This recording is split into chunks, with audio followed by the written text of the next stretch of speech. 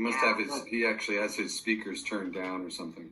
Yeah. This Judge is for Plowman? Judge Plowman for JIRC. Can you hear me? There you go. He's off mute. Judge, Can you hear me? John Edwards here. Why do you want to continue on the JIRC Commission, Judicial Inquiry Review Commission? It's a thankless commission. Why would you want to do that? Can you hear me? I think his speakers are down. I reached out to him to ask him to turn up his speakers. Yeah. Judge? I think you may see your text. Judge? Judge, can you hear me?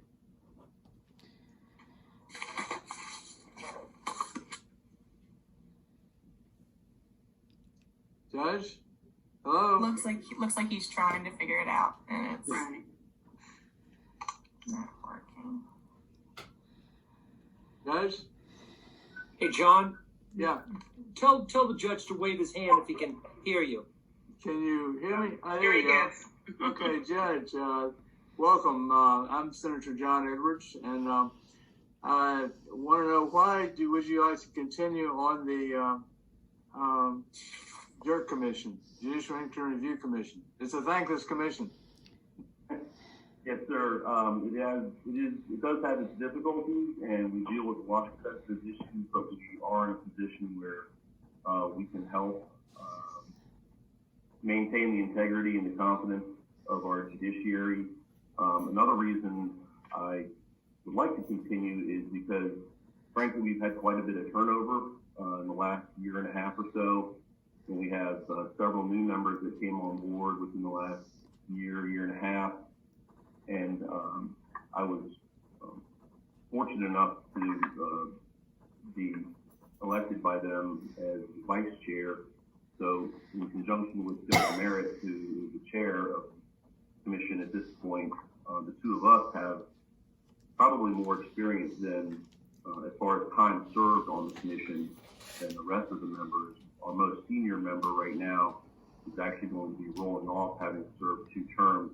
One of our citizen members, he brings a lot of experience to the table, and we're going to be losing him at the end of June. So we'll be presumably getting yet another new member. So I do have some concerns about stability of the commission, and I'm willing to continue to serve this body. Okay, is there any questions from members of the committee? The Judge Plowman for the Judicial Inquiry Review Commission. Mr. Chairman, this is Servo. Yeah, Senator Sherwood. Thank you, Mr. Chairman. Judge Plowman, good to see you. I don't think I've had a chance to appear in front of you in your robe yet, but I've always been sort of curious about the JIRC Commission, because you never hear much. It was actually publicly disciplined or removed from the bench. She doesn't know. I'm sorry, the question was why. Do you hear the question? Senator Sherwood, you want to repeat the question? Thank you. Judge, my question is, you never hear much about the JIRC Commission and, publicly, Lawyers Weekly, in the papers or anything. And my question was sort of, when was the last time the JIRC Commission took some kind of public action against any judge in the Commonwealth? Well, I can't give you a specific date, but I do know that we had one judge, and of course there are strict confidentiality requirements, which is why you don't hear a lot of things in the paper. Sometimes you will see, which the commission has very little control over, is if a complainant goes to the media. But of course, the commission is in a position where it cannot confirm or respond or acknowledge even if a complaint was filed. So the statutory requirements for confidentiality are very strict.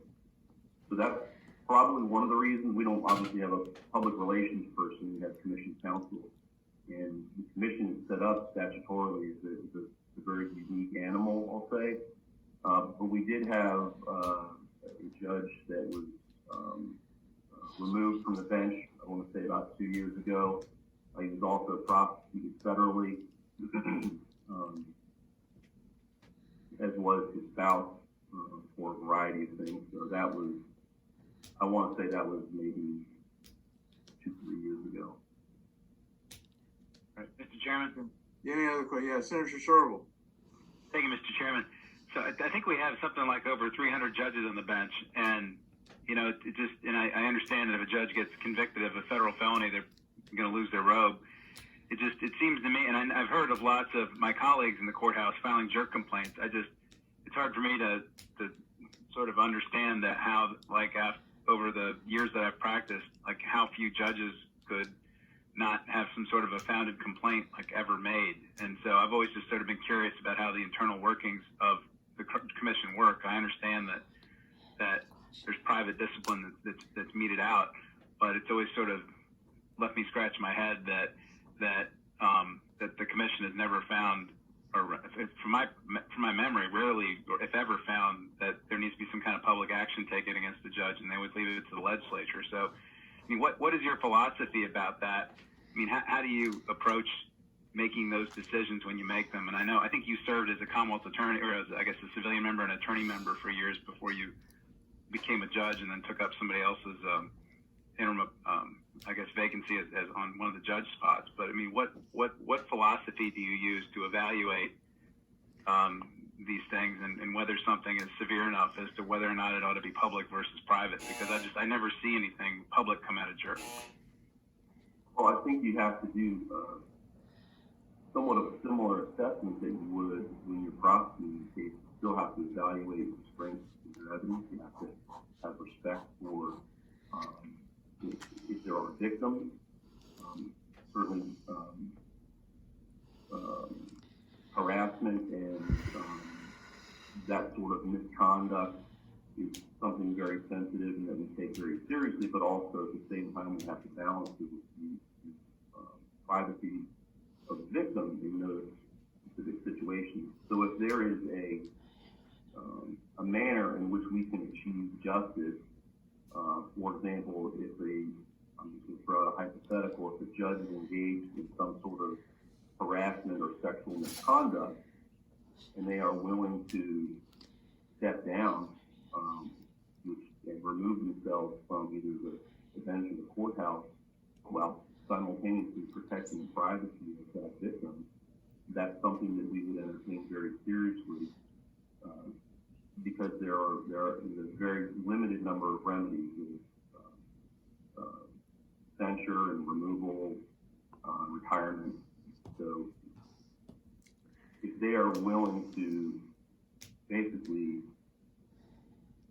acquiesce to a resolution that would achieve those goals, and again, it's about maintaining the integrity of the bench and the public's confidence, and if we can either suspend someone or get them removed from the bench without going through the public process, then that is something that we balance with the rights of the victim and witnesses.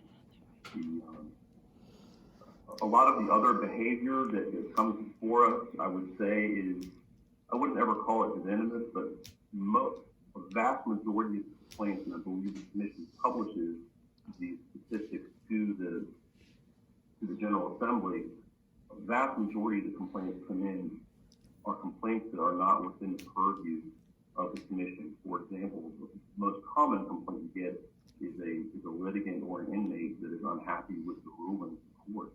And when it is a discretionary ruling that doesn't violate the canons of ethics, those are essentially summarily dismissed by counsel. The commission reviews the report if there are any questions. The vast majority of those are complaints that do not fall under the canon. There are other types of behavior, which I will call, and again, I won't call them de minimis, but there are other types of behavior that, and similar to when you're prosecuting a case, if you can somehow take some action and redirect that judge's behavior or take corrective action for the betterment of the public and that judge, Okay. try to do. For example, having assign them a mentor or having them act with potential conflicts that they see if they're not recognized.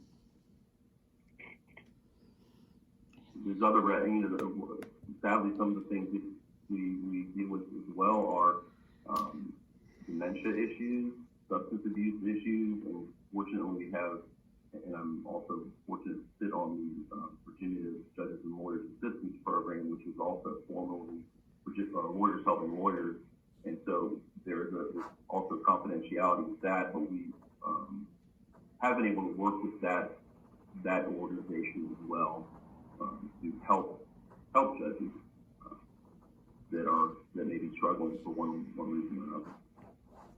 Okay, any other questions? John, Okay. Yeah. Mr. Chairman. Yeah, Senator Morsi. Good morning, Judge Plowman. Judge Plowman, are you still there? Thanks, Senator. Good morning. I'm going to follow up on Senator Servo's inquiry. I understand that the vast majority of the complaints against sitting judges could be from inmates who have been convicted and incarcerated, or perhaps a litigant that was dissatisfied. But Senator Servo's question went to those situations where there's been a finding of errant behavior.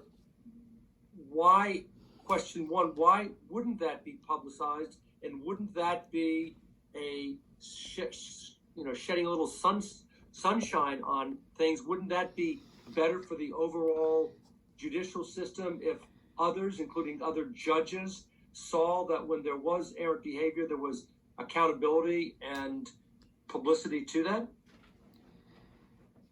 Well, I imagine it depends on the level of finding, the level of the behavior. Certainly, you have a very vast spectrum of behavior that can fall into the canon.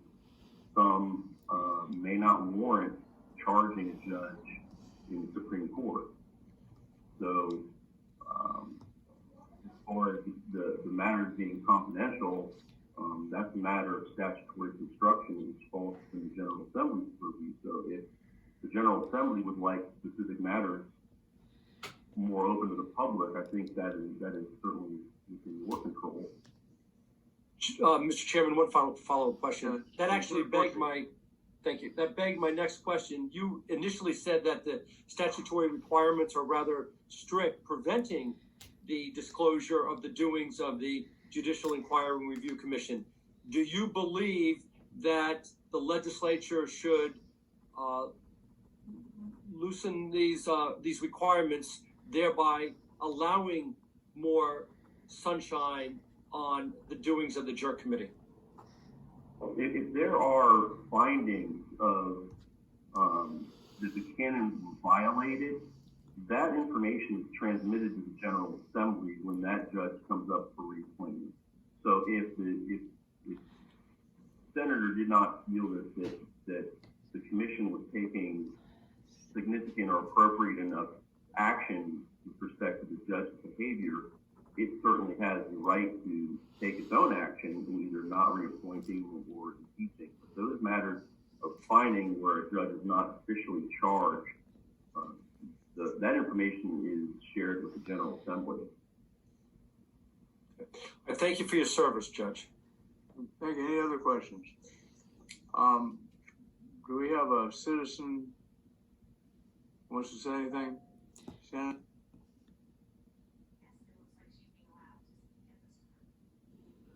Give you 2 minutes. I think we've read what you submitted. Hi, my name is Janice Walt Grenadier. I have spoken in front of you all. Grenadier, is that it? Yes, sir. I have spoken in front of you all for the last 7 years. I have been a target. Grenadier. She here? I am. Can you hear me now? Yes, go ahead. I think we read your submission. Go ahead, give you 2 minutes. Okay, I think that's unfair. I think I should have more time, but I will do the best I can in that time. Mr. Plowman has been disingenuous with his statements.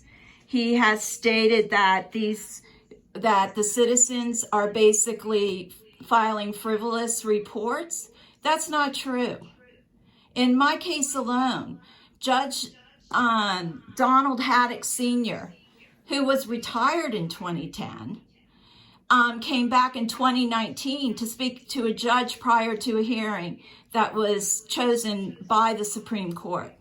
We have a problem in Virginia, and that problem is our judges and our lawyers are the old boys network and are acting in violation of the judicial canons and the professional code of ethics. And the JIRC, when you file a complaint, as the head of the judiciary told me in 2010, we don't take complaints from our friends. And they send them right back the next day to the citizens. Now, I have come up with a solution for this to get it out on the open internet of what's going on. And it's called judicialpedia.com. And I only have one of probably my 20 or 21 JIRC complaints that I have filed that will go up there. We as citizens have a right to know about the corruption.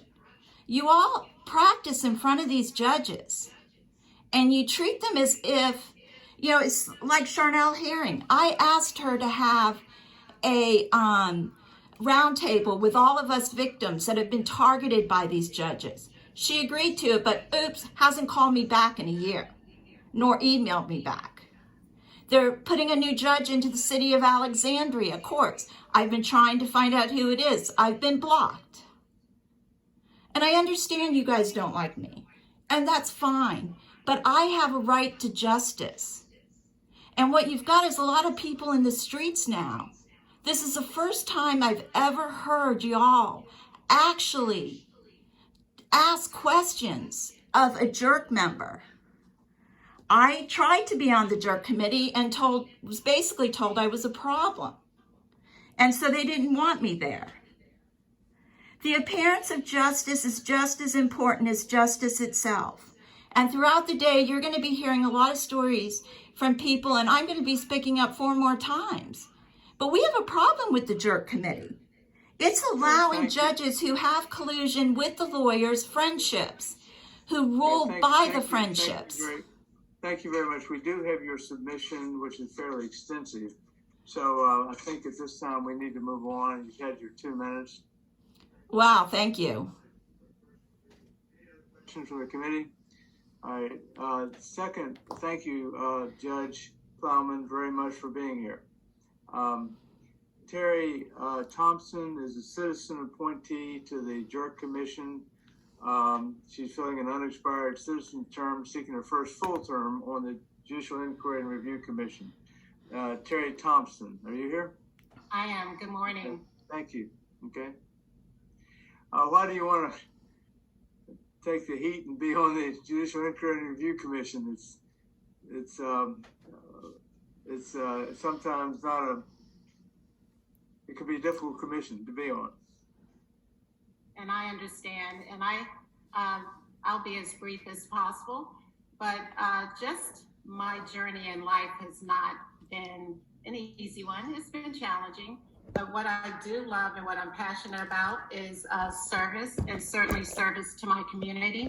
I actually worked at State Farm in a leadership capacity for 25 years, and State Farm is one of those companies that actually encourage service and community involvement.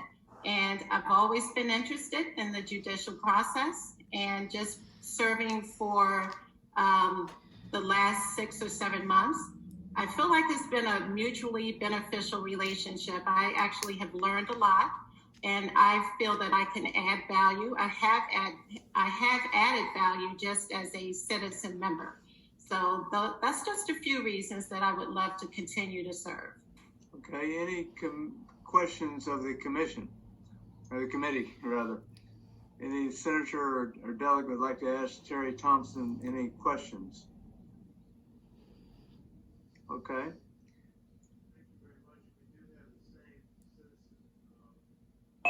Janice Grenadier, we do have your fairly extensive comments as you emailed everybody. Do you have anything else to say other than what you said before? Yes, sir, I do. First of all, I think that citizens should be given more time. I think that what we've been through in the courts here in Virginia, and we go through in the courts due to the Old Boys Network and the relationship of the judges and lawyers, which I know because I am the ex-wife of the son of a judge. So I've sat at the table. I've seen how the judges and the lawyers make decision of what's going to happen in court the next day. I've seen lawyers trade cases off. So basically, we need a place to go that we don't have. When Judge Clark, who illegally jailed me, who was involved with Judge Kemmler, Judge Clark, and Judge Dawkins in the city of Alexandria, sending this box of evidence back to me, which you can't see because I don't have a picture. I'm not given video. So basically, when I go to the JIRC, I get, you know what? We can't change the outcome of the case, so we're not going to get involved. We're going to let the judges continue. And Chanel, hearing when I asked her what was going to happen to Clark when I spoke up, she said, he's retiring in a year. We don't want to rock the boat. So if you don't want to rock the boat, you don't want to give justice to people, you at least should give us a committee that we can go to and we can discuss it. We should have more citizen involvement because the judges are judging themselves, ruling for themselves, and they're choosing citizens that will roll along and play their game. Okay, thank you very much. Again, we do have your fairly extensive email. To send it to everybody. I did on the Judicial Committee. Anybody else have any questions of Terrie Thompson? Good luck to be a citizen member of the Judicial Inquiry Review Commission. Okay, I'm going to, at this point, so now we've gotten, it was supposed to quit here at 10 o'clock and then it's 10:10. I'm going to turn it over to the chairman of the House Courts of Justice Committee, Delegate Charnel Herring. Thank you, Senator Edwards. We'll go to our next candidate for reappointment, Judge Bruce D. Albertson,